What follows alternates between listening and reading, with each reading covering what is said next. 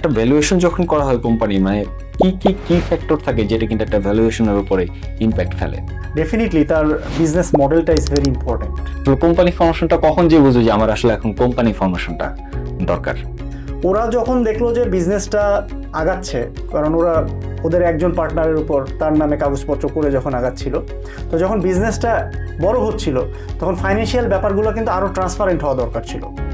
একটা প্রশ্ন আছে, সেটা হচ্ছে গান আছে না একটা, যে টাকা পাখি, টাকা কি আসলেই পাখি? ভ্যাট এন্ড ট্যাক্স নিয়ে একটু কথা হচ্ছিল। এই ব্যাপারটা সেটা খুবই মানে মানুষের, সাধারণ মানুষ যখন কথা বলতে চায় মানে ভ্যাট এন্ড ট্যাক্সের, একটা হচ্ছে যে অধিকাংশের মাথার উপর দিয়ে যায়, আমার নিজেরও মাঝে মাঝে এটা মাথার উপর দিয়ে যায় ভ্যাট এন্ড ট্যাক্সের ব্যাপারটা। তুমি তো ট্যাক্স প্রোভাইড করো, রাইট? আমি ট্যাক্স দিই, ডেফিনেটলি ট্যাক্স দাও। তো ট্যাক্স কেন দাও তুমি? ট্যাক্সটা তো আসলে মানে গভর্নমেন্টকে দেওয়া হচ্ছে, কারণ আমার তো রাষ্ট্রীয় যেসব কর্মকাণ্ড আছে সেগুলো চালানোর জন্য তার ফান্ডিংটা লাগবে। তাহলে খরচ যেটা করব তাহলে সেটা তো নিশ্চয়ই একটা ইনকাম থাকতে হবে, রাইট? তো সেই ইনকামটার দেখা যাচ্ছে সোর্স হচ্ছে আমাদের ইনকাম ট্যাক্স। বিজনেসের ক্ষেত্রে এই ধরনের কি কি স্টেপ আছে যেগুলোর কারণে তার ট্যাক্সের জায়গা থেকে সে কিছুটা বেনিফিট পেতে পারে? বিজনেসের ক্ষেত্রে আসলে মানে ইন্ডিভিজুয়ালি যেমন তোমার হচ্ছে বিভিন্ন রকমের ডিপোজিট বা হচ্ছে সঞ্চয়পত্র, পার্টিকুলারলি আমি আমার এমপ্লয়ীদের জন্য লাইফ ইন্স্যুরেন্স করছি বা ব্যবস্থা রাখছে কোম্পানি থেকে, সেই ক্ষেত্রে দেখা যাবে যে সেটার কারণে আমার ট্যাক্সের ক্ষেত্রে আমি একটা বেনিফিট পেতে পারি। Is it true or false? So far I know সেটা হচ্ছে যে লাইক গ্র্যাচুইটির যে ব্যাপারটা বা পেনশন যে ব্যাপারগুলো আর কি। সো যে কোম্পানিগুলো এরকম ফান্ড ক্রিয়েট করে বা হচ্ছে এমপ্লয়ি ওয়েলফেয়ার জন্য যে ফান্ডগুলো ক্রিয়েট করে, সেই জায়গাটাতে একটা রিবেট বাই টাইপ কিছু পায়। রাইট। শার্ক ট্যাঙ্ক দেখা হয়, শার্ক ট্যাঙ্ক দেখা হয়। পেজ খুললে কি আমি একটা কোম্পানি হয়ে গেল, সিইও হয়ে গেলাম? বা আমার আসলে রাইট ওয়েতে কি করা উচিত? কারণ এরকম প্রচুর সিইও হয়, প্রচুর কোম্পানি ওপেন হয়, আবার বন্ধ হয়, হইতে সময় লাগে না। কোভিড টাইমটার পর থেকে, কোভিড টাইমটাতে আমরা যেটা দেখলাম যে ওই সময়ে মানুষ কিন্তু অনেক বেশি ইন্টারনেট ডিপেন্ডেন্ট হয়ে গেছে। সো মানুষজন কিন্তু তখন অনলাইনে পারচেজের যে ব্যাপারটা, তখন বেশ অভ্যস্ত হয়ে গেছে ব্যাপারটার সাথে। তো যেটা হয়েছে যে ওই সময়টাতে এপ কমার্স এবং ই কমার্সের ভালো একটা ডেভেলপমেন্ট হয়েছে। There was a boom back then. There was a boom.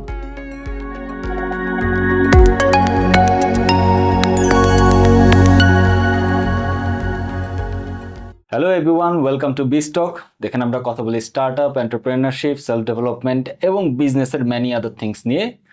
এবং আজকে আমরা যে এপিসোডটা করতে যাচ্ছি, এখানে যে টপিকগুলো নিয়ে কথা বলবো, সাধারণত মানুষের কাছে এই টপিকগুলো একটু বোরিং টাইপের লাগে অথবা খুব কাঠখোট্টা টাইপের লাগে, কিন্তু এই কাঠখোট্টা বিষয়গুলো নিয়ে কথা বলার জন্য আজকে আমাদের সাথে আছে ভেরি ইন্টারেস্টিং একজন পার্সন, যে কিনা খুব কঠিন জিনিসগুলোকেও খুব জলবত্তরলং করে বলে দিতে পারে। সো আজকে আমাদের আলোচনা হবে ভ্যাট ট্যাক্স নিয়ে, আজকে আমাদের কথাবার্তা হবে কোম্পানি ফর্মেশন নিয়ে। আজকে আমরা আলোচনা করব, ডিসকাস করব এবং জানবো যে একটা কোম্পানি ভ্যালুয়েশন কিভাবে কি করতে হয়, অথবা বিজনেস যখন করছি তখন ফান্ডিংটা কিভাবে আনা যেতে পারে, ফাইন্যান্সিয়াল ম্যানেজমেন্টটা কিভাবে করতে হয়, সেটা নিয়ে ভেরি ইম্পর্টেন্ট টপিক। যারা বিজনেস করেন, যাদের জন্য এগুলো দরকার হয়, তারা জানেন। তবে এই টপিকগুলো খুব সুন্দরভাবে এবং সিম্পল ওয়েতে যাতে আমরা সবাই বুঝতে পারি এবং ধরতে পারি, সেই জন্য আজকে আমাদের বিস্টকে উপস্থিত আছে very interesting guy, he is Samiran মিত্র।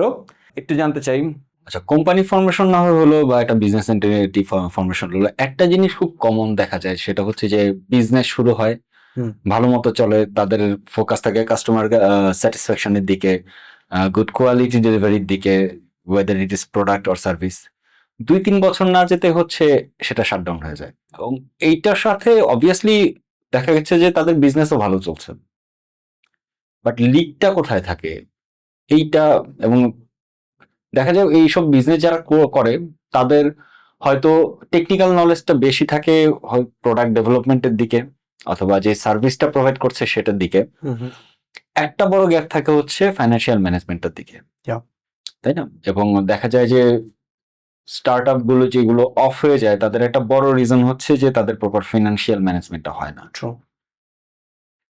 এখন এই ফিনান্সিয়াল ম্যানেজমেন্টটা কিভাবে করা যেতে পারে?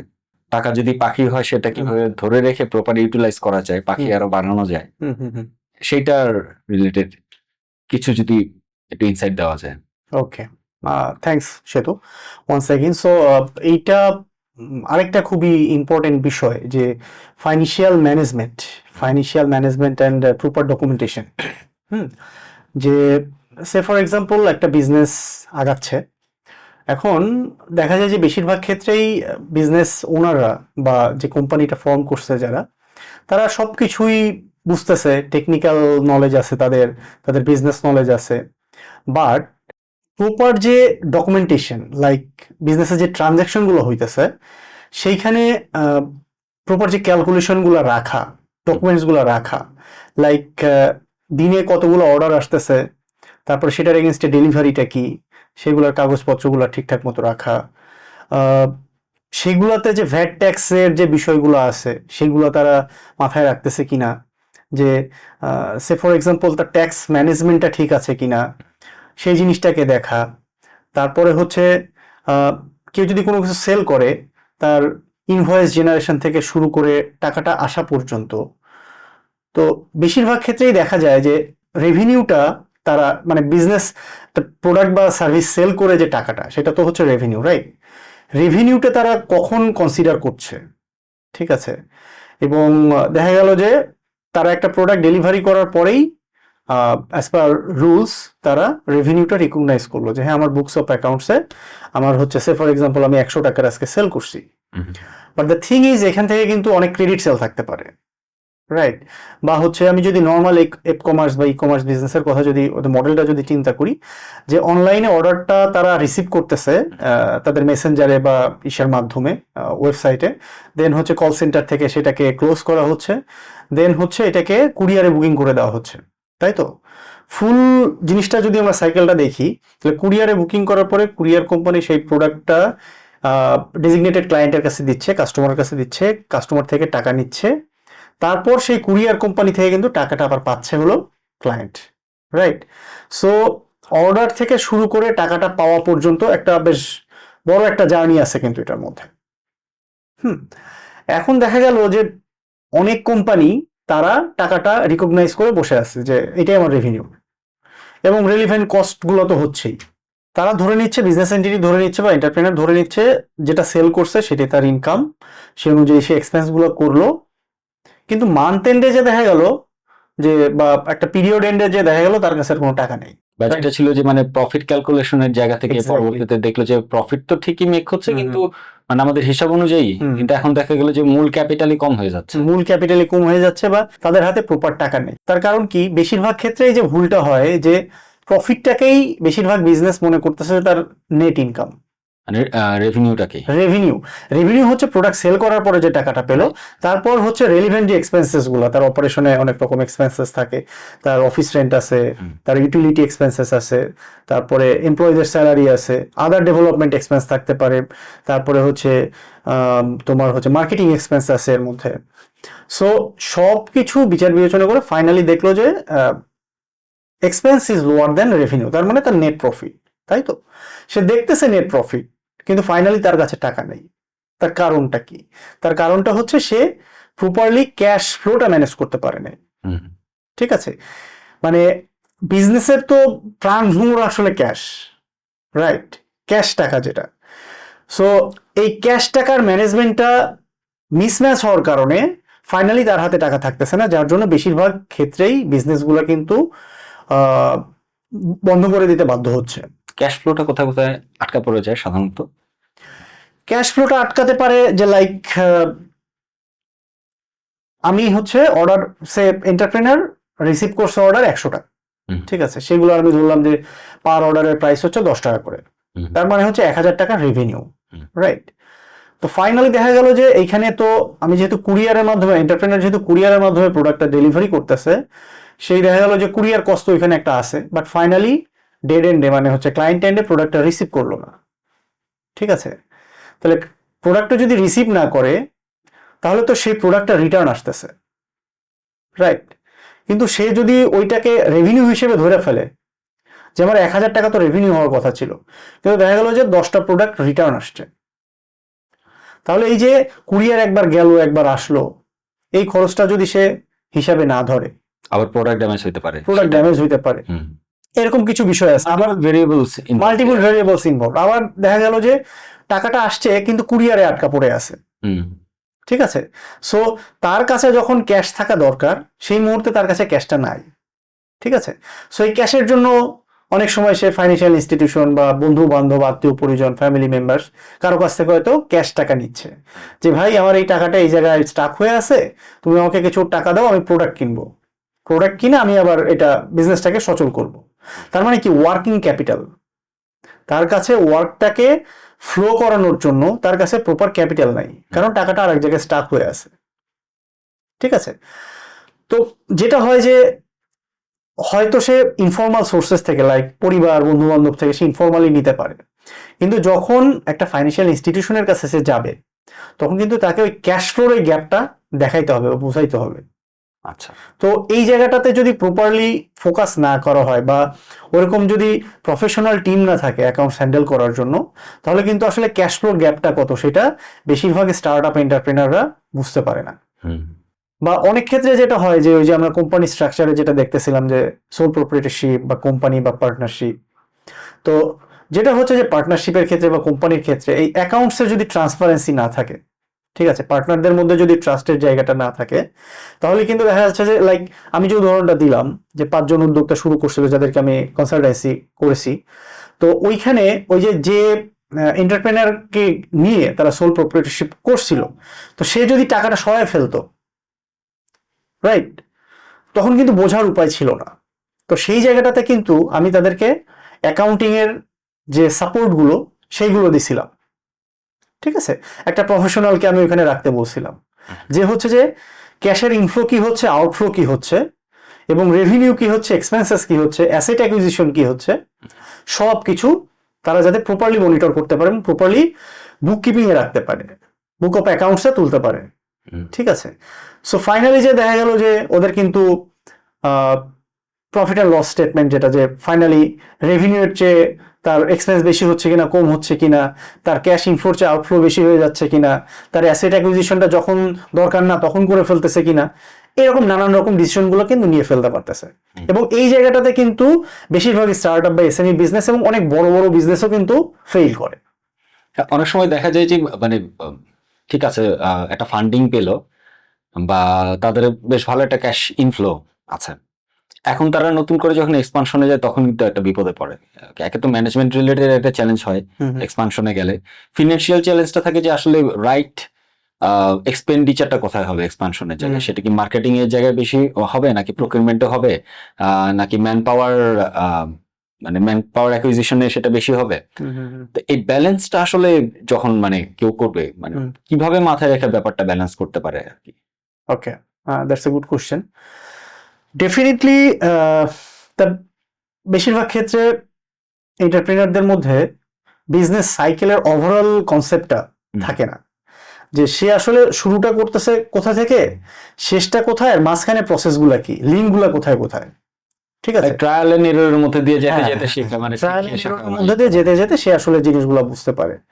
লাইক বড় প্রজেক্টগুলোর ক্ষেত্রে যদি আমি বলি, যারা ব্যাংক থেকে লোন নেয় বা আমি যে ফাইন্যান্স গুলোতে ইনভলভ ছিলাম ব্যাংকে বা ইনভেস্টমেন্ট ব্যাংকে, সেই জায়গাগুলোতে দেখছি যে সাধারণত বড় এন্টারপ্রেনাররা বা বড় বিজনেস হাউসগুলো ওরা হচ্ছে আর কি মার্কেটটা অ্যানালাইজ করে নেয়, যে সে যে প্রোডাক্টটা আনতেছে বা সার্ভিসটা আনতেছে সেটা মার্কেটে কতখানি ফিট ইন হয়, মানুষের মধ্যে আসলে ডিমান্ড আছে কিনা, এই রিলেটেড প্রোডাক্ট বা সার্ভিস নিয়ে এক্সিস্টিং প্লেয়ার কারা আছে, তাদের আসলে এখানে কম্পিটিশনটা কতখানি, ঠিক আছে, আদার লিগ্যাল বা রেগুলেটরি বারগুলা কি আছে, ঠিক আছে। তো যেটা হচ্ছে ছোট এন্টারপ্রেনার যারা বা স্টার্ট আপ যারা, বেশিরভাগ ক্ষেত্রেই তারা হয়তো এই জিনিসগুলা তাদের মধ্যে থাকে না, মার্কেটটাকে বোঝার ক্ষমতা বেশিরভাগ ক্ষেত্রেই থাকে না, তারা মনে করতেছে যে হ্যাঁ এই প্রোডাক্টটা মনে হয় ভালো চলবে, বেশিরভাগ ক্ষেত্রে তারা হচ্ছে অন্যদের বুদ্ধি নিয়ে, আরে দোস্ত আমি তো বিজনেস করতেছি এই প্রোডাক্ট নিয়ে, বা আমার ভাই বা আমার ভাতিজা বা আমার মামা এই জিনিস নিয়ে তো মার্কেট কাঁপাই দিতেছে, তখন তার মধ্যেও মনে হয় যে হ্যাঁ আমিও তো আসতে পারি। বাট মার্কেটে আসলে কম্পিটিশন কতখানি আছে, বা কম্পিটিশন থাকলেও এক্সিস্টিং প্লেয়াররা যেভাবে মার্কেট তার প্রোডাক্ট বা সার্ভিসকে ফিটিং করাইতেছে, সে তার চেয়ে আরো বেটার ওয়েতে দিতে পারবে কিনা। লাইক হইতে পারে যে মোবাইল যারা সেল করে, তারা হচ্ছে ম্যানুফ্যাকচারার থেকে এনে, এখন তো হাজার হাজার দোকান, আমরা যেখানেই যাই মোবাইল শপ প্রচুর, রাইট? তাহলে একটা আর একটা থেকে কিভাবে ডিফারেন্ট হচ্ছে, বিভিন্ন ব্র্যান্ড ওয়াইজ আমরা দেখি যে সেলগুলো হইতেছে, তাই না? লাইক নোকিয়া হইতে পারে, হুয়াই হইতে পারে, বা আরো অপো টপো কত কিছু আছে। তো একই টাইপের একই ক্যাটেগরির জিনিস, এখানে কিন্তু কম্পিটিশনটা অনেক বেশি। তাহলে একজন ব্যবসায়ী চিন্তা করছে আমি মোবাইল ডিভাইস সেল করব, এখানে আমি মার্কেটে পেনিট্রেট করব, ঢুকবো, তো সে যদি আইসাই দোকান দিয়ে ফেলে, দোকানের পেছনেও তো একটা ইনভেস্টমেন্ট আছে, তার এই মোবাইল সেটগুলো কিনতে হচ্ছে, সেখানে একটা ইনভেস্টমেন্ট আছে। সে দেখা গেল যে 20 লাখ 30 লাখ টাকা ইনভেস্ট করে ব্যবসাটা শুরু করছে, কিন্তু কম্পিটিশনে টিকতে না পেরে সে কিন্তু শুরুতেই out.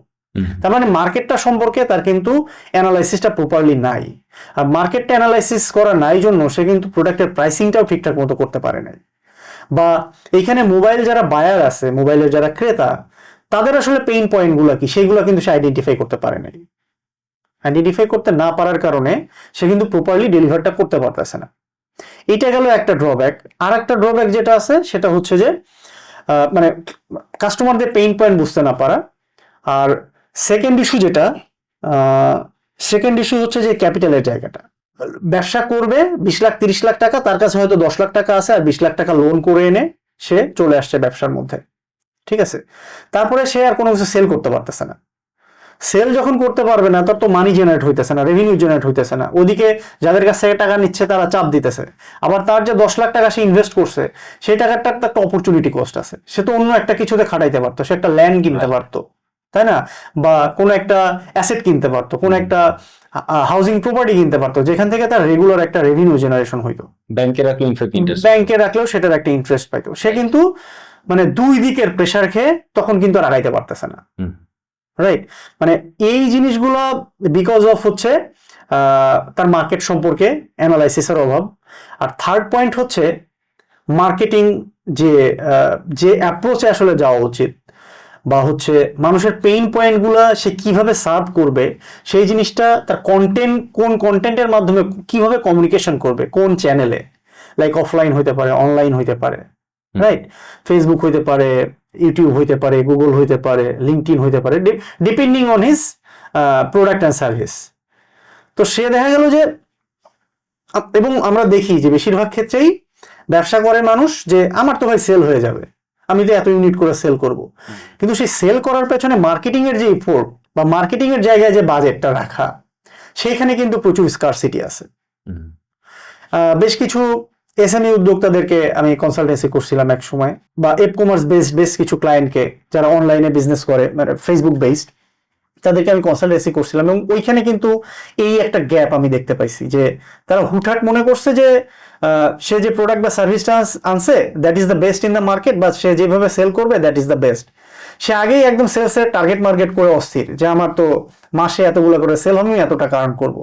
But the thing is, সে সেল করার পেছনে যে মার্কেটিং ড্রাইভটা দেওয়া দরকার, এফোর্টটা দেওয়া দরকার, সেখানে কিন্তু তার বাজেট নাই বা সেই এফোর্টটা নাই। আচ্ছা, ঠিক আছে। আবার এফোর্টটা থাকলে পরেও দেখা যাচ্ছে যে প্রপার অ্যাকাউন্টিং ট্রিটমেন্টগুলো কিভাবে করবে, তার ক্যাশ ফ্লোটা প্রপারলি ম্যানেজ হইতেছে কিনা, সে সম্পর্কেও তার আসলে গ্যাপ আছে। ইভেন এটা অনেক বড় বড় লোকাল কর্পোরেটেও এই জায়গাটাতে একটা গ্যাপ আছে যে তাদের ফাইন্যান্স বা অ্যাকাউন্টস ডিপার্টমেন্ট যেটা আছে সেটা ভেরি উইক, এবং মোস্টলি দেখা যায় যে যিনি এমডি আছেন বা কোম্পানির চেয়ারম্যান, তিনি এত বেশি ইনফ্লুয়েন্স করেন সেই জায়গাগুলোতে, সো পুরো লেজে গোবরে অবস্থা হয়ে যায়। এবং দেখা যায় যে অনেক এরকম কোম্পানির ওনার, উনি হচ্ছে ব্যাংক থেকে লোন নেনই হচ্ছে এই ইন্টেনশনকে রেখে যে আমি আর লোনটা শোধ করবো না, ঠিক আছে? এবং লাস্ট কাপল অফ ইয়ার্সে কিন্তু এইটার একটা বড় একটা ট্রেন্ড শুরু হয়েছে, পার্টিকুলারলি গভর্নমেন্ট ব্যাংক থেকে, এবং প্রাইভেট অনেকগুলো ব্যাংক কিন্তু এটার জন্য উইক হয়ে গেছে, রাইট? সো যে প্রজেক্ট ধরা যায় যে এলিজিবল ফর গেটিং 100 টাকা 100 টাকা লোন, সেখানে ওইখানে ফুলায় ফাপায় এত বেশি দেখানো হচ্ছে যে সে 1000 টাকা লোন নিয়ে ফেলতেছে। আচ্ছা, সো আলটিমেটলি সে 1000 টাকা তো শোধ করতে হবে, রাইট? সে 1000 টাকা যখন শোধ করতে হবে তখন তার 2000 টাকা বা 3000 টাকা সমপরিমাণ রেভিনিউ বা তার ক্যাশ ফ্লো থাকতে হবে, তো ওইখানেই কিন্তু একটা যে মার খেয়ে যাচ্ছে সে। ভ্যাট এন্ড ট্যাক্স নিয়ে একটু কথা হচ্ছিল, এই ব্যাপারটা সেটা খুবই মানে সাধারণ মানুষ যখন কথা বলতে চায় বা ভ্যাট এন্ড ট্যাক্সের একে তো হচ্ছে যে অধিকাংশের মাথার উপর দিয়ে যায়, আমার নিজেরও মাঝে মাঝে এটা মাথার উপর দিয়ে যায় ভ্যাট এন্ড ট্যাক্সের ব্যাপারটা। অনেকের একটা ধারণা থাকে যে টিম করা মানে হচ্ছে ফাঁদের মধ্যে পড়া, যে পড়ে গেলাম হচ্ছে সরকারের ফাঁদে, এইবার হচ্ছে জীবন তামা তামা, সবকিছুতে হচ্ছে এই টিম দিয়ে হচ্ছে আমাকে ট্র্যাক করবে। কি একইভাবে হচ্ছে এই বিন করার ব্যাপারে অনেক অ্যালার্জি থাকে, বিজনেস আইডেন্টিফিকেশন নাম্বার বিজনেস গুলোর, বা যারা বিন করে, বিন করার পর আসলে নেসেসারি ওয়ার্ড গুলা কি কি সেগুলোর প্রপার মেনটেনেন্সটা আসলে থাকে না, তাই না? Exactly. কিন্তু যদি আমরা ভ্যাট এন্ড ট্যাক্সের আসলে বিষয়টা কি সেটা যদি একটু আলোচনা করি, আর বিজনেস মানে পার্সপেক্টিভে এই ট্যাক্সের ব্যাপারগুলো কোন ধরনের কি কি হয় এটা যদি একটু জানতে পারি। হ্যাঁ, শিওর। তার আগে আমি একটু জানতে চাই যে তুমি তো ট্যাক্স প্রোভাইড করো, রাইট? আমি ট্যাক্স দিই ডেফিনেটলি। ট্যাক্স দাও, তো ট্যাক্স কেন দাও তুমি? ট্যাক্সটা আসলে মানে গভর্নমেন্টকে দেওয়া হচ্ছে কারণ আমার তো রাষ্ট্রীয় যেসব কর্মকাণ্ড আছে সেগুলো চালানোর জন্য তার এটা লাগবে, ফান্ডিংটা লাগবে। সো বেসিক্যালি সেটা তো সে কালেক্ট করবে হচ্ছে যে আমার যে এটা হচ্ছে ইনকামটা হচ্ছে সেখান থেকে নিয়ে।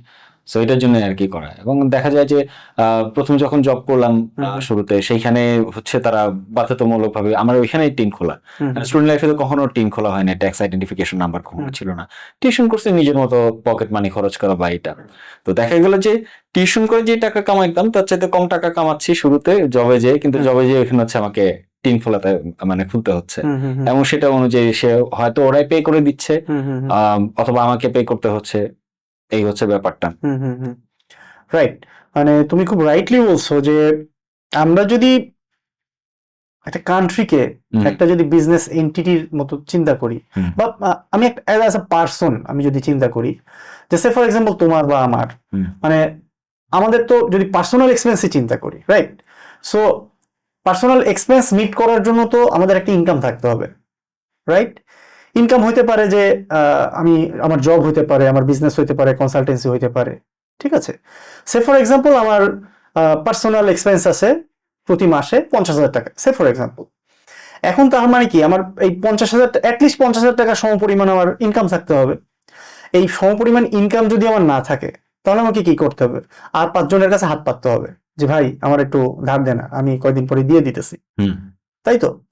সো এই ইন্ডিভিজুয়াল এক্সাম্পল থেকে আমরা যদি একটু স্টেটের দিকে তাকাই, কান্ট্রির দিকে তাকাই, কান্ট্রিও তো একটা এন্টিটি। স্টেটের একটা রান করার জন্য গভর্নমেন্ট আছে, স্টেটের সিটিজেন আছে, সিটিজেনরা গভর্নমেন্ট ফর্ম করতেছে, এবং গভর্নমেন্ট হচ্ছে সিটিজেনের বা মানুষজন যারা আছে তাদের বেসিক যে নিডসগুলো আছে, শিক্ষা, স্বাস্থ্য, খাদ্য, ব্লা ব্লা যেগুলো আছে, সব জায়গাতে কিন্তু তাদেরকে ইন্টারভেন করতে হচ্ছে, তাদেরকে ইনভেস্ট করতে হচ্ছে। কারণ আমরা যদি শিক্ষাটাকে চিন্তা করি, একদম প্রাইমারি এডুকেশন থেকে শুরু করে একদম পুরো আমার ইউনিভার্সিটি পর্যন্ত, পার্টিকুলারলি গভর্নমেন্টের যে ইনস্টিটিউশনগুলো আছে সেগুলোতে কিন্তু বড় একটা সাবসিডি ওখানে কিন্তু দিচ্ছে গভর্নমেন্ট, রাইট? বা আমরা যদি গভর্নমেন্ট হসপিটালগুলোর কথা চিন্তা করি, যেখানে স্বাস্থ্য ব্যবস্থাকে তারা করতেছে, ম্যানেজ করতেছে, সেখানেও কিন্তু খুব অল্প খরচে আমরা সাধারণ মানুষজন কিন্তু সেখান থেকে স্বাস্থ্য সেবাটা নিতে পারতেছি। বা আমাদের প্রতিদিনের নিরাপত্তার জন্য পুলিশ বাহিনী আছে, রাইট? সো এই যে গভর্নমেন্ট মেশিনারি বা হচ্ছে অ্যাডমিনিস্ট্রেটিভ মেশিনারি বা সাধারণ মানুষের জন্য যে সার্বিক কাজকর্ম, এটার জন্য তো গভর্নমেন্টের আসলে বড় একটা এক্সপেন্সেস আছে, যেটার জন্য হচ্ছে গভর্নমেন্ট প্রতি বছর কিন্তু বাজেট করে, রাইট? যে আমার এই খাতে আমি ওভারঅল এত টাকা হচ্ছে খরচ করব। তাহলে খরচ যেটা করব তাহলে সেটা তো নিশ্চয়ই একটা ইনকাম থাকতে হবে, রাইট? তো সেই ইনকামটার দেখা যাচ্ছে সোর্স হচ্ছে আমাদের ইনকাম ট্যাক্স, এরপরে হচ্ছে কাস্টমস ডিউটি, আর হচ্ছে VAT. So income tax, particularly tax and VAT, এই দুইটা জায়গা নিয়ে আসলে একটা মিথ আছে আসলে, যে আমি মানে ট্যাক্স যখন দিই তার মানে সেটার এগেনস্ট আমাকে টিন করতে হয় ট্যাক্স আইডেন্টিফিকেশন নাম্বার, বা ভ্যাট যখন দিই সেটার এগেনস্ট আমাকে বিন করতে হয় বিজনেস আইডেন্টিফিকেশন নাম্বার। তো এইগুলো বেশিরভাগ ক্ষেত্রে মানুষ মনে করে আরে ভাই বিজনেস আমার, আমি টাকা পয়সা ইনকাম করছি, আমি গভর্নমেন্টে কেন দেবো এত, রাইট?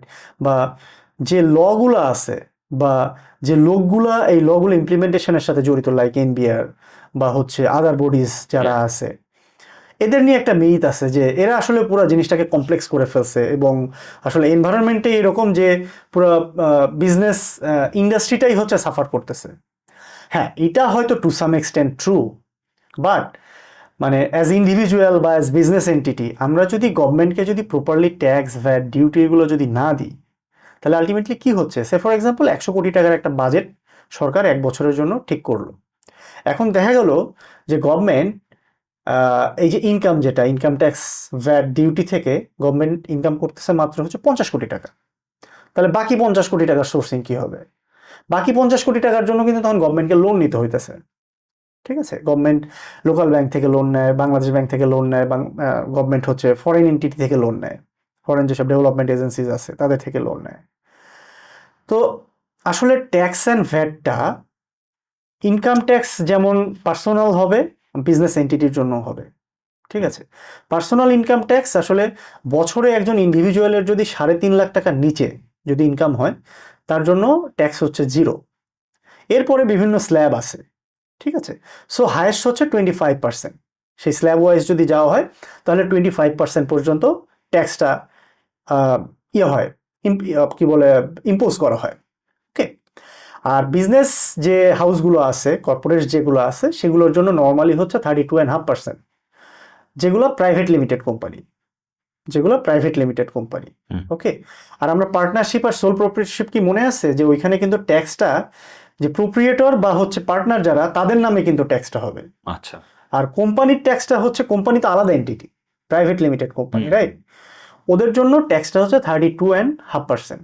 সো আমি যখন কোনো কিছু প্রোপাইটর, আমি যখন আমার পার্সোনাল ট্যাক্স দিচ্ছি, ওইটাও এখানে ধরে দিতে হবে, ওইখানে ধরে দিতে হবে। অথবা আমি যখন পার্টনারশিপ বিজনেস আছি, আমার যখন নিজস্ব আমি ইনকাম ট্যাক্স দিই বছর শেষে, তখন হচ্ছে ওইটার হিসাবে এটা চলে। বাট আমি যদি কোম্পানির কোনো একটা কোম্পানির মানে পার্ট অফ শেয়ার হোল্ডার বা কিছু হই, কোম্পানির মতো দিয়ে দিই, কোম্পানির মতো দিয়ে দেবে, রাইট? আমার এদিকে না, আমারটা আমার মতো থাকবে, আমার ইনকাম, তাই তো? এইখানে কিছু বিষয় আছে, লাইক আমি মানে কোম্পানিতে যারা ডিরেক্টর থাকে তারা তো ইয়ার এন্ডে একটা ডিভিডেন্ড পায়।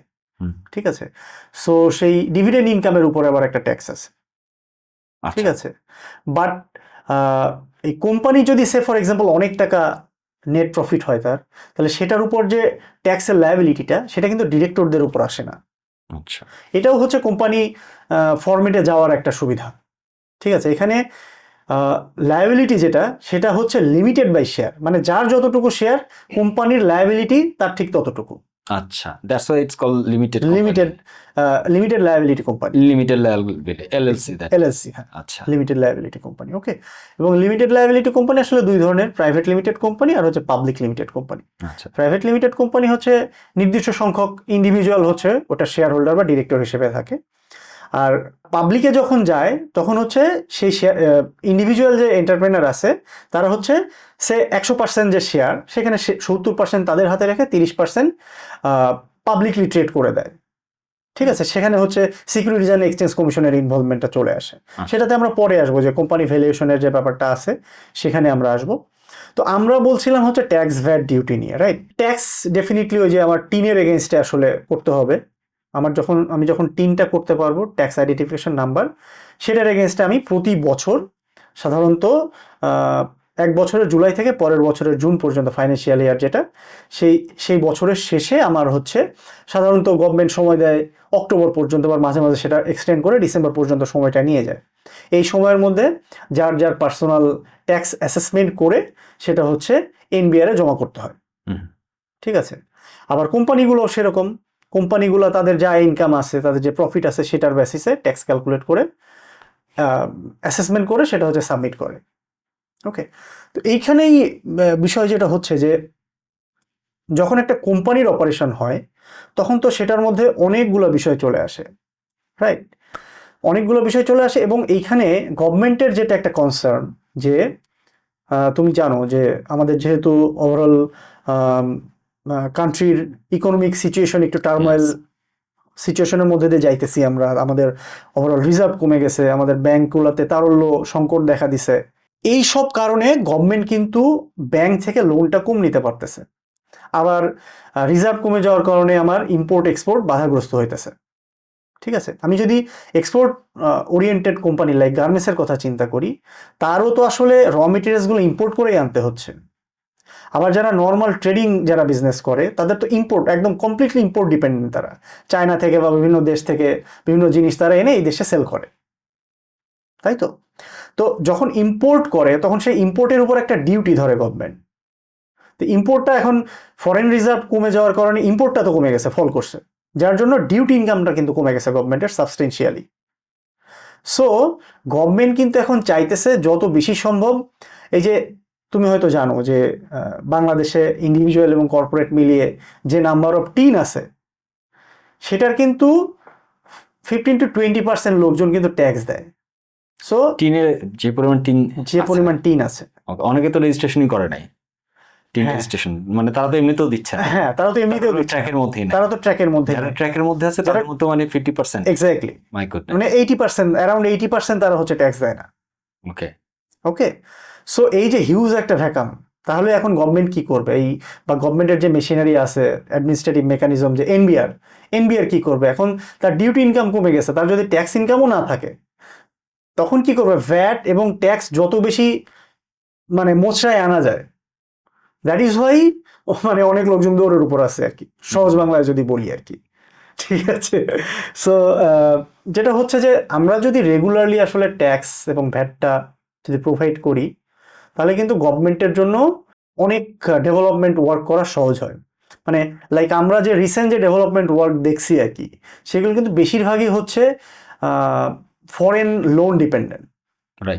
রাইট, আমরা পদ্মা সেতু দেখতেছি, আমরা হচ্ছে এক্সপ্রেসওয়ে দেখতেছি, আমরা হচ্ছে মেট্রো রেল দেখতেছি, যদিও অনেক লং টার্মের, কিন্তু কথা হচ্ছে যে এগুলোর কিন্তু ভালো রকমের ডেট বার্ডেন আছে, প্রচুর লোন ডিপেন্ডেন্ট। এবং লোনের ক্ষেত্রে এখানে আবার বিষয় আছে, লাইক ইউরোপিয়ান কান্ট্রি বা ওয়েস্টার্ন কান্ট্রি যারা আছে, বা জাপান থেকে যে লোনগুলো, ফরেন লোনগুলো, এইগুলোতে সাধারণত লোনের যে শিডিউলিংটা, লাইক টেনোরটা লম্বা হয় এবং ইন্টারেস্ট রেটটাও অল্প হয়। আচ্ছা, তো যার জন্য এখানে প্রেশারটা, ওভারঅল ক্যাশ ফ্লোর উপরে প্রেশারটা কম পড়ে। কিন্তু বড় প্রজেক্ট যেগুলোতে আসলে চায়না বা এইসব জায়গা থেকে লোনগুলো নেওয়া হয়, সেগুলোতে আসলে একটু ঝামেলা থাকে, লাইক টেনরটা কম থাকে, রেটটা বেশি থাকে, যার জন্য বার্ডেনটা, ক্যাশ ফ্লোর বার্ডেনটা গভর্নমেন্টের উপর অনেক বেশি থাকে। ঠিক আছে, সো আমরা যদি ট্যাক্স আর ভ্যাটটা যদি রেগুলারলি প্রপারলি যদি না দিই, তাহলে আলটিমেটলি গভর্নমেন্টকে কিন্তু ওই লোন নিয়ে বা ফরেন ডিপেন্ডেন্ট হয়ে কিন্তু চলতে হইতেছে। ট্যাক্সটা যেমন আমরা প্রপারলি দিচ্ছি না, সেটা যেমন সত্যি, আবার ট্যাক্স যে লগুলো আছে সেগুলোতেও আসলে বেশ ফাঁকফোকর আছে, যার জন্য মানে একটা কোম্পানি বা সাধারণত কোম্পানিগুলোর ক্ষেত্রে এই ঝামেলাগুলো বেশি হইতেছে ইদানিং, যে কোম্পানিগুলা যে এক্সপেন্সেসগুলো করতেছে, লাইক কোনো একটা সাপ্লায়ার থেকে কোনো একটা প্রোডাক্ট নিছে, সেই সাপ্লায়ারকে যখন পেমেন্ট করতে যাইতেছে, তখন টোটাল পেমেন্ট থেকে তার 10% কাটার কথা, যেটাকে বলে TDS, tax deducted at source, উৎস কর। মানে লাইক তুমি যেটা বলতেছিলে যে তোমার স্যালারির এগেনস্টে যেটা তোমার ট্যাক্স কাটতেছিল, ঠিক আছে, তাদের একটা হিসাব নিকাশ আছে যে তোমার এই পরিমাণ স্যালারি হলে বছরে তোমার যে ফার্স্ট স্ল্যাব যেটা 3.5 লাখ টাকার উপরে হয় কিনা স্যালারি, তখন ক্যালকুলেট করে ওরা বাইর করে যে তোমার আসলে অ্যাকচুয়াল ট্যাক্সেবল অ্যামাউন্টটা কত, এবং প্রতি মাসে কতখানি করে তোমার ট্যাক্স কাটা উচিত, সেটা কিন্তু তোমার স্যালারি থেকে ডিডাক্ট করে ওরা গভর্নমেন্ট যে এক্সচেকার সেখানে জমা দিয়ে দিতেছে, এবং তোমাকে একটা সার্টিফিকেট দিচ্ছে ইয়ার এন্ডে, যেটা তুমি হচ্ছে বলতেছো এনবিআরকে, ভাই আমি সারা বছর কিন্তু আমার স্যালারি এগেনস্টে এত টাকা ট্যাক্স দিছি, তাই তো? সেম ওয়েতে এই কোম্পানিগুলা ওই যে টিডিএস যেটা বললাম, ট্যাক্স ডিডাক্টেড অ্যাট সোর্স, উৎস কর, এই উৎস করগুলা কাটা নিয়ে গভর্নমেন্ট খুব, পার্টিকুলারলি এনবিআর খুব ঝামেলা করতেছে। ঠিক আছে, এবং ফাইলটা বিভিন্ন স্টেপস হয়ে যায় ফাইনালি অ্যাসেসমেন্টের জন্য, যার জন্য বিভিন্ন জায়গাতে আসলে মানে আমাদের দেশে যেটা হয় আর কি, সেই জিনিসগুলা হইতেছে, অনেক রকমের বার্ডেন, অনেক রকমের কি বলবো যে চ্যালেঞ্জেস ফেস করতেছে, যার জন্য ওই মিথটা আসলে চালু হয়েছে যে মানে ট্যাক্সের আমি টিন করলাম বা ভ্যাটের জন্য বিন করলাম, আমি তো শেষ, আমি তো আটকা পড়ে গেছি। কিন্তু ভাই একজন সচেতন নাগরিক হিসেবে আমরা একটা দেশের মধ্যে আছি, আমরা তো বেসিক সার্ভিসেসগুলো পাচ্ছি। সো যার যার এন্ড থেকে আমাদের ট্যাক্সগুলো এবং ভ্যাটগুলো অবশ্যই দেওয়া উচিত। একটা বিজনেসে মানে ট্যাক্স রিলেটেড কি কি ধরনের অব্লিগেশন সাধারণত থাকে একটা বিজনেসে ট্যাক্স রিলেটেড অব্লিগেশন যদি বলি, অবশ্যই ওই যে স্যালারি যেগুলো দিচ্ছে, স্যালারির এগেনস্টে ট্যাক্সগুলো কাটা প্রপারলি, তারপরে যে এক্সপেন্সেসগুলো, আদার এক্সপেন্সেসগুলো করতেছে, স্যালারিও তো একটা এক্সপেন্স, লাইক ওই যে যেটা বললাম যে ভেন্ডর থেকে কোনো একটা প্রোডাক্ট কিনছে, তাকে পেমেন্ট করতেছে যখন, তখন এই ট্যাক্সগুলো প্রপারলি কাটাটা খুব ভীষণ রকমের অব্লিগেটরি, না হলে কিন্তু এনবিআর থেকে একটা প্যারা খেয়ে যাবে আর কি, মানে যেটা হইতেছে। সো আবার ইয়ার এন্ডে প্রপারলি ট্যাক্স অ্যাসেস করে সেটাকে হচ্ছে এনবিআর এ জমা দেওয়া। অনেক বড় বড় কর্পোরেট হাউস আছে, তাদের যে অ্যাকচুয়াল ইনকাম সেটাকে হাইড করে তারা হচ্ছে ট্যাক্সটা অ্যাসেসমেন্ট করতেছে। ঠিক আছে, তো রিসেন্টলি এই জিনিসটা থেকে দেখা যাইতেছে যে তারা ট্যাক্স অথরিটির জন্য এক ধরনের ফাইন্যান্সিয়াল স্টেটমেন্ট বানাইতেছে, বলতেছে যে আমার ইনকাম কম, সেজন্য আমি ট্যাক্স কম দিব। ওদিকে ব্যাংকে যখন ফাইন্যান্সিয়াল স্টেটমেন্ট দিতেছে বলতেছে যে ভাই আমার ইনকাম অনেক বেশি, আমাকে বেশি করে লোন দাও।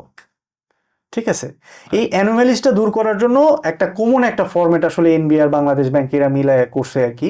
যদি এটা ট্র্যাকড হয় যে তুমি এনবিআর এ আলাদা ফাইন্যান্সিয়াল স্টেটমেন্ট দিছো, ব্যাংকে ফাইন্যান্সিয়াল স্টেটমেন্ট আলাদা দিছো, এটা যদি ট্র্যাকড হয় তাহলে যে ফার্ম যে অডিট করছে তোমাকে তার হচ্ছে লাইসেন্স বাতিল হয়ে যাবে। আচ্ছা, ঠিক আছে, দিস ইজ প্রিটি ইন্টারেস্টিং এবং এইটা একটা ভালো মেজার আমি বলবো যে অ্যাটলিস্ট এই অব্লিগেশনের জায়গাতে এটা কি অনেকটা মানে বউকে মেরে ঝিকে শেখানোর মতো হইলো?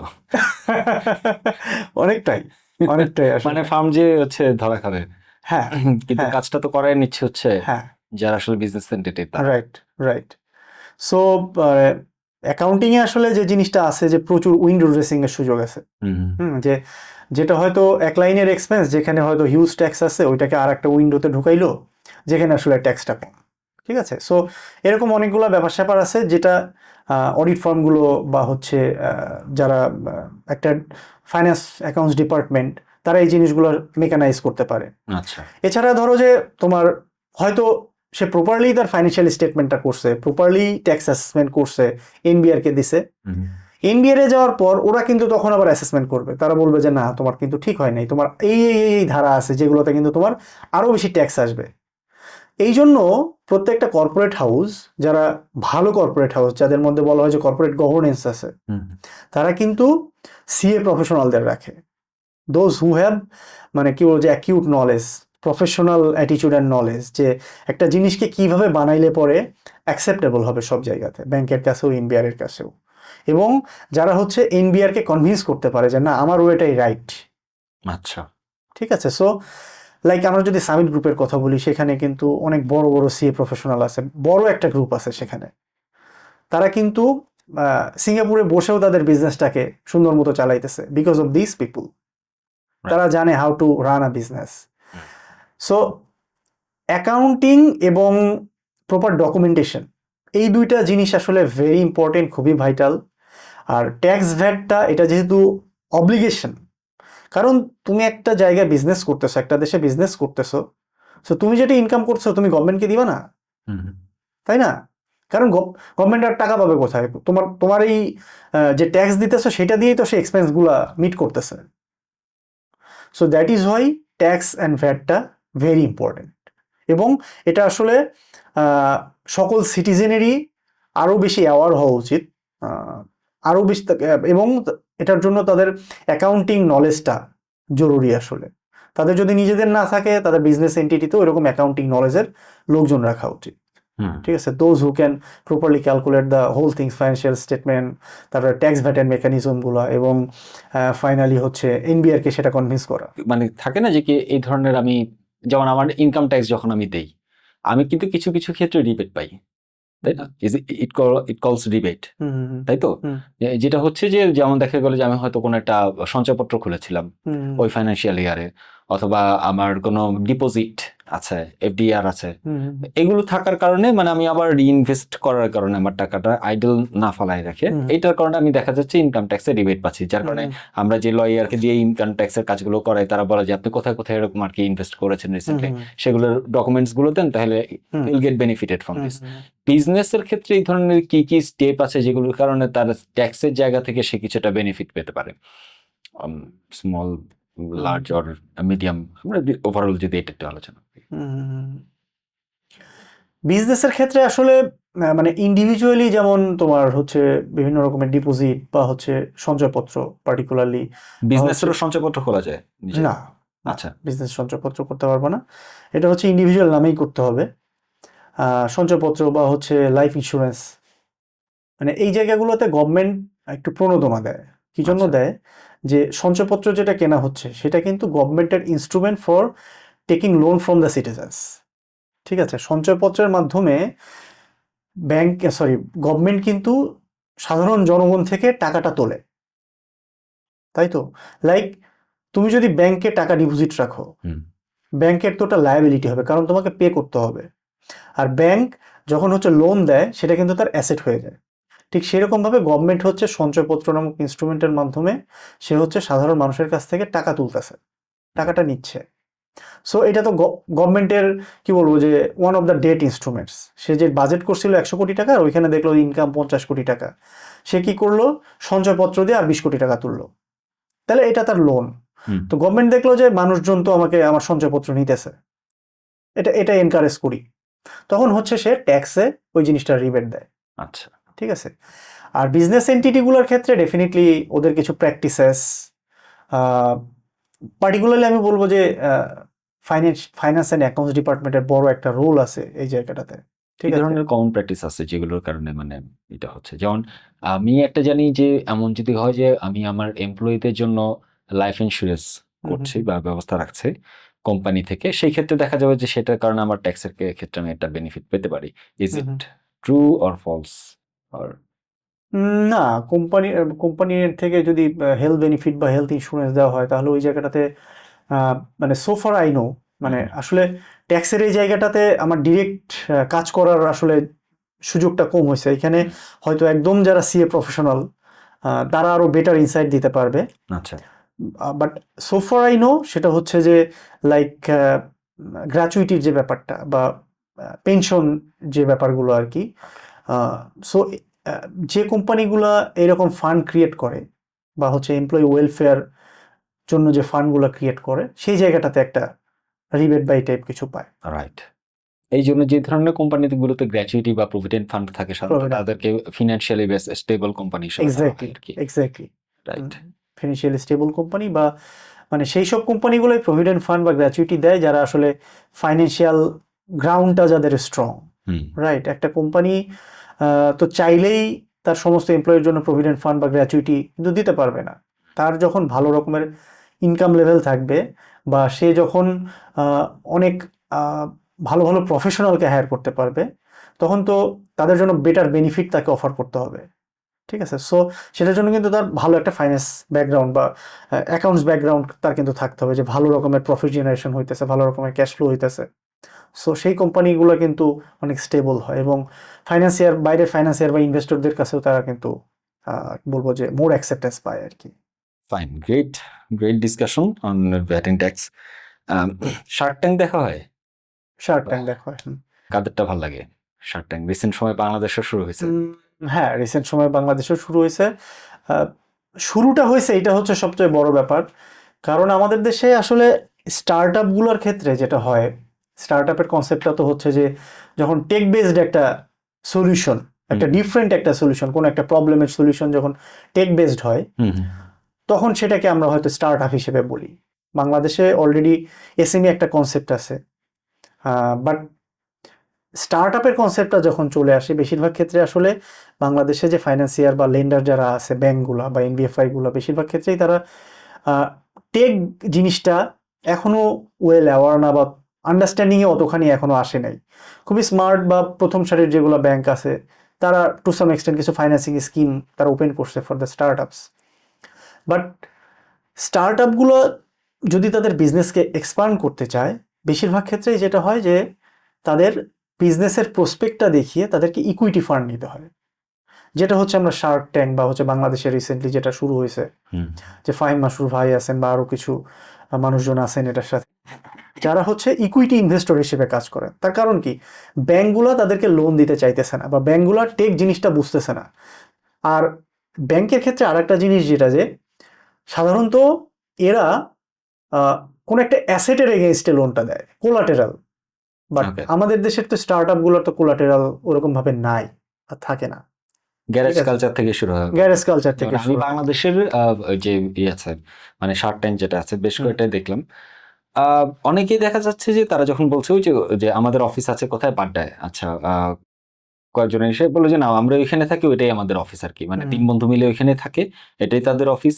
সো এই যে এরকম মানে গ্যারেজ কালচার যেটা বাইরের দেশেও থাকে, এটা দিয়ে কিন্তু শুরু হয়। আর আমাদের এখানে যে স্টার্ট আপের যে প্রেজেন্টেশন অ্যাপল বলি, অ্যামাজন বলি, তারাও তো গ্যারেজ থেকেই আসলে আজকে $1 ট্রিলিয়ন কোম্পানি। এক্স্যাক্টলি, হ্যাঁ, হোপফুলি আমাদের এখান থেকে এরকম বড় কিছু বের হবে। বাট শুরুতে যে বিষয়টা আমি দেখি, যখন পিচিংটা করতে চাই, কমন কিছু স্ট্রাকচার থাকে, তাদেরকে প্রশ্ন করে যে আচ্ছা রেট, মানে রেভিনিউ টোটাল কত ছিল, দেন হচ্ছে নেট প্রফিট কত, প্রফিটের মার্জিনটা কতটুকু, কি সেরকম কিছু বেসিক কিছু কোয়েশ্চেন থাকে, রাইট?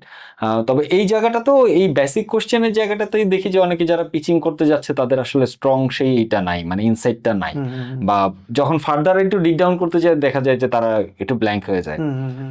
অথবা দেখা গেল যে কেউ হয়তো তার বিজনেস প্রসপেক্টটা অনেক ভালো আছে, কিন্তু যখন কোশ্চেন করছে যে ফিনান্সিয়াল রেভিনিউ মানে ক্যাশ ফ্লো বা টার্ন নিয়ে, যখন কোশ্চেন করে টার্ন ওভার নিয়ে, তখন দেখা যাচ্ছে ভাবা খেয়ে চাকা খেয়ে যাচ্ছে, এবং ওই কনফিডেন্সটা যখন হারায় ফেলে তখন শার্ক ট্যাঙ্কের এরা কিন্তু কনফিডেন্সটা হারায় ফেলে, তাই না? যে আমি আইল পাস, অথবা আমি এখান থেকে নিজেকে তুলে নিচ্ছি না, আমি এখানে ইন্টারেস্টেড না। এই যে এই জায়গাগুলোতেই তো আসলে মানে ওই ভ্যালুয়েশনের ব্যাপারটা আসে, তাই না? তো আসলে একটা ভ্যালুয়েশন তো ডাজন্ট মিন যে আমার অনেক টাকা প্রফিট করতেছি। আসলে যার অনেক টাকা প্রফিট আছে তার তো দরকার নেই কারোর কাছ থেকে লোন নেওয়ার বা শার্ক ট্যাঙ্কের কাছে যাওয়ার, তাই না? তারই লাগবে যার কিনা হয়তো একটা বিজনেস প্রসপেক্টটা অনেক ভালো আছে। ভাই, ভ্যালুয়েশনটা আসলে কিভাবে করে, আর একটা বিজনেস তার নিজের ভ্যালুয়েশন গুলো কিভাবে করতে পারে? স্টার্টআপ নিয়ে যেহেতু কথা হচ্ছে, স্টার্টআপ দিয়ে শুরু করতে পারি। এইখানে যে জিনিসটা হইতেছে যে একটা স্টার্টআপ যখন সে ফান্ডটা পাইতেছে না কোনো ব্যাংকের কাছ থেকে, বা হয়তো আত্মীয় স্বজনের কাছে পাইতেছে না, তো তখন কি করতেছে সে হচ্ছে ভেঞ্চার ক্যাপিটাল ফার্ম নামে কিছু ফার্ম হয়েছে যারা হচ্ছে ইকুইটিতে ইনভেস্ট করে। তো ইকুইটিতে ইনভেস্ট যে করবে যারা, তারা তো কি করবে, বলবে যে আমার একটা শেয়ার দিতে হবে, তাই তো? যেটা শার্ক ট্যাঙ্ক বা এই টাইপের প্রোগ্রামগুলোতে আমরা কি কি বলি যে আমি 50% বা 20% শেয়ারের এগেনস্টে এত টাকা চাই, তাই তো? তো এখন এই যে 20% বা 50% শেয়ারটা যে বলতেছে, তাহলে তার তো পার শেয়ারের ভ্যালু কত সেটা তো আগে বাইর করতে হবে, তাই না? তো সেটার জন্য কি করতে হবে, ভ্যালুয়েশনটা, বিজনেসের প্রসপেক্টটা কি, আগামী 5 বছরে আমার এই বিজনেসটা কোথায় যাবে, আমার প্রফিট কি হবে, আমার অ্যাসেট কি হবে, আমার ক্যাশ ফ্লো কি হবে, ঠিক আছে? এবং ক্যাশ ফ্লো জেনারেশনের এই জায়গাটাতে আমার গ্যাপ কোথায় আছে, আমার কি cash outflow is higher than cash inflow, বুঝে গেছে? ক্যাশ আউটফ্লো মানে আমি যেগুলো খরচ হয়ে যাচ্ছে, আমার যেগুলো আমার বেরোয় যাচ্ছে, ক্যাশ ইনফ্লো। কারণ একটা স্টার্ট আপের তো ইনফ্লো বলতে শুধুমাত্র তার ওই সেলস রেভিনিউটা, এর বাইরে তো আর কিছু নাই, তাই তো? এখন দেখা যায় তার খরচ বেশি হয়ে যাচ্ছে, বাট বিজনেসটা অনেক বেশি প্রসপেক্টিভ।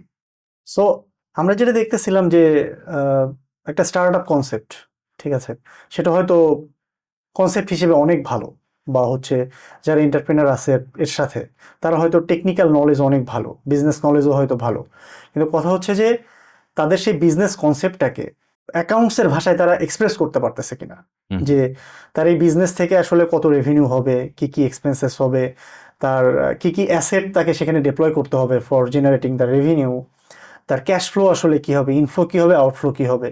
এই জিনিসগুলো যদি প্রপার আন্ডারস্ট্যান্ডিং তার না থাকে, তাহলে কিন্তু এই যে বেশিরভাগ ক্ষেত্রে যেটা হইতেছে, তুমি যেটা বললা যে অনেক শার্ক বলতেছে আলপাস, রাইট?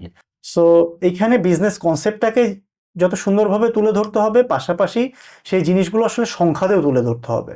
হ্যাঁ, মানে এই এন্টারপ্রেনারদেরকে হইতে হবে আসলে number smart also, not only technically smart, they should have to be number smart. নাম্বারটাকে কত সুন্দরভাবে রিপ্রেজেন্ট করতে পারতেছে, কারণ কি ক্যাশ ফ্লোর ওই গ্যাপটা দেখাইলো একজন, বা সে বললো যে আমার সেল হইতেছে এত, আমার 1 বছর পরে বা 2 বছর পরে সেল হবে এত, বাট কি অ্যাজাম্পশনের বেসিসে সে বলতেছে যে তার সেল এত হবে, সে ক্লিয়ার না। বলছে যে আমার 1.5 কোটি টাকা আছে, ইয়ারলি রেভিনিউ আছে, আমার সামনের বছরের টার্গেট হচ্ছে এটাকে 3 কোটিতে নাও, মানে টুয়াইস করা। এখন বেসড অন হোয়াট, রাইট, সেটার ব্যাপারে হয়তো প্রপারলি না যে হ্যাঁ আমি হচ্ছে এক্সপানশনে যাবো, হয়তো আউটলেট 2টা বাড়াবো সেটার কারণে। So okay fine, this are some explanations, but আর একটু ডিটেলে থাকে, যেটা হয়তো ভেঞ্চার ক্যাপিটালিস্টরা চাইতে পারে, অথবা একটা ব্যাংকের থেকে লোন নিতে গেলে তারও ডিটেল হতে হবে। মানে সাধারণত একটা ভ্যালুয়েশন যখন করা হয় কোম্পানি, মানে কি ফ্যাক্টর থাকে যেটা কিন্তু একটা ভ্যালুয়েশনের উপরে ইম্প্যাক্ট ফেলে?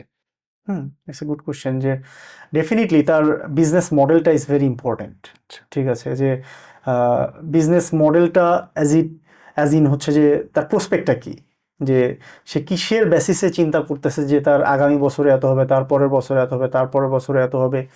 এই যে বিজনেসটা যে এক্সপানশন হবে, রেভিনিউ যে বাড়বে, সেটার জন্য ডেফিনেটলি অ্যাসেট ডেভেলপমেন্টের প্রয়োজন আছে, রাইট? যে একটা ইউনিট ছিল আমার গেছে বার্গার বা পিৎজার বিজনেস একজন Right. হয়তো করবে, একটা হয়তো টং দোকান দিয়ে বসলো সে, স্ট্রিট যে ইয়েগুলা কার্টগুলো cart. আছে, ফুড কার্ট যেটা আছে, ফুড কার্ট দিল সে। ফুড কার্টে দেখা গেল যে তার প্রসপেক্ট হচ্ছে সে সেল করতেছে, ওইখান থেকে সেল হইতেছে। এখন সে চাইতেছে যে প্রতিদিন 50 ইউনিট করে সেল করা, সে আগামী বছর সে এটাকে প্রতিদিন 500 ইউনিট করে সেল করবে। এখন ডেফিনেটলি একটা জায়গা না রেখে হয়তো আরো 5টা জায়গায় তার কার্ডটাকে নিতে হবে। তাহলে কার্ড কেনার জন্য একটা খরচ আছে, সেখানে ম্যান পাওয়ার ডিপ্লয় করতে হবে। সো এই যে খরচাপাতিগুলা, সেই টাকাগুলা কই পাবে, রাইট? এই যে তার যে ক্যাশ আউটফ্লো হবে অ্যাসেট কেনার জন্য, সেই টাকাটা কোত্থেকে পাবে? ওকে, এই জিনিসগুলো আসলে প্রপারলি অনেকেই কনসিডার করতে পারে না, ঠিক আছে? সো ভ্যালুয়েশনের ক্ষেত্রে ডেফিনেটলি বিজনেস মডেলটা ইজ ভেরি ইম্পর্টেন্ট। বিজনেস মডেলটা আমি আসলে কি করতেছি, আমার আসলে এটার প্রসপেক্টটা বোঝা, মার্কেটটা বোঝা, ঠিক আছে, আমার ক্যাশ ফ্লোটাকে বোঝা, এইগুলো যদি না হয় তাহলে আসলে প্রপার ভ্যালুয়েশন আসলে করতে পারবে না। কেউ যদি মানে এক্সপার্ট সলিউশনস চায় বা মানে আমার ভ্যালুয়েশনটা একজনকে বললো যে একজনকে করে দেওয়ার জন্য, এখানে তো কোম্পানি প্রোফাইল টোফাইল আরো অনেক কিছু হয়তো দরকার হয়। মানে সাধারণত who are the appropriate guy or the right guy to do this things, আর where should I go for this kind of consultation? না, ওইটাই বললাম যে অ্যাকাউন্টিং বা ফাইন্যান্সে যে মানুষগুলোর ব্যাকগ্রাউন্ড আছে, দোজ হু নো যে how to make the valuation, যে কোম্পানির প্রসপেক্টটাকে বোঝা, আগামী 5 বছর বা 10 বছরে কোম্পানির বিজনেসটা কোথায় যাবে। একজন এন্টারপ্রেনার হয়তো বলতেছে যে আমি আগামী 5 বছরের মধ্যে এই জায়গায় যেতে চাই, কিন্তু কিভাবে যাবে he doesn't know, he or she doesn't know, ঠিক আছে? তো এইখানে কিন্তু একজন বিজনেস এক্সপার্ট বা ফাইন্যান্সিয়াল এক্সপার্ট বা অ্যাকাউন্টের এক্সপার্ট, উনি কিন্তু তাকে গাইড করতে পারে যে আপনি যদি আপনার ফাইন্যান্সিয়াল স্টেটমেন্টগুলোকে যদি এইভাবে প্রিপেয়ার করেন, আপনি যদি এরকম একটা কোম্পানি প্রোফাইল যদি প্রিপেয়ার করতে পারেন, তাহলে এইটা দিয়ে কিন্তু আপনি এই ইনভেস্টরের কাছে পিচ করতে পারেন। লার্জ কর্পোরেটগুলো যখন লোন নেয়, তারাও কিন্তু সেম একটা প্রোফাইল দিয়েই কিন্তু পিচ করে ব্যাংকগুলোর কাছে, ঠিক আছে, বা ফাইন্যান্সিয়াল ইনস্টিটিউটগুলোর কাছে।